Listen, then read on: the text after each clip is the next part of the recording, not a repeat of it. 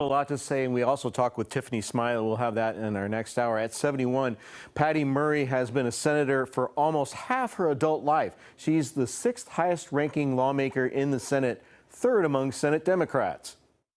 What can you do to curb inflation? So we need to do everything we can to lower costs for families. Senator Patty Murray enters the race with political clout and criticism of her close ties to President Biden and the Democratic leadership in Congress, which she is a part of. I'm very focused on lowering costs for prescription drugs, on lowering costs for childcare, which is an impediment for people to be at work. We need to deal with our global supply chain. She blames inflation on the pandemic that led to supply chain issues, and then came the war in Ukraine. The president has also used the war in Ukraine as one reason why we have inflation.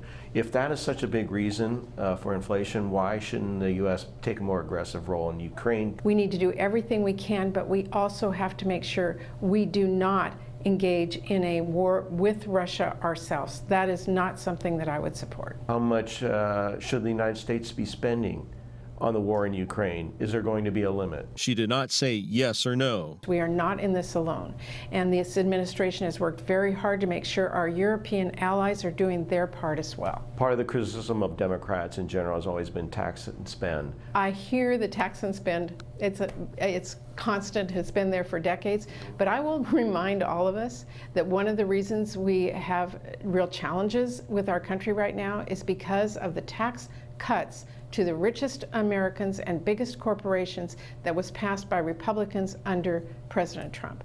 President Biden has asked Congress to roll back the federal gas tax for 3 months, but is likely to face an uphill battle, even with Democrats in control in Congress. Are there other taxes that can be rolled back to provide some relief to the average person? Everything should be on the table, including, as I said, making sure that we are holding oil and gas companies accountable and not allowing them to take advantage and raise their prices and make record profits off of the situation we have found them in.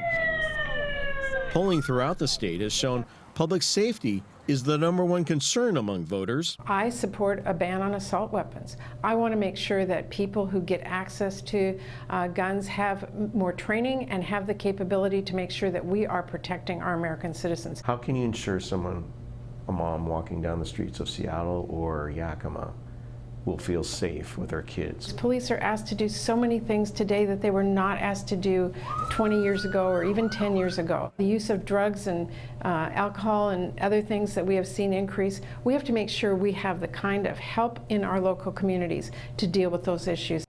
In the recent gun legislation, safety legislation that we just passed a few weeks ago, we put in significant funds to help our communities with the mental health challenges that they are facing. The senator is expected to be the top vote getter in the August primary. So I am asking every voter for their support in this election. But Democrats are not treating a re-election in November as a lock.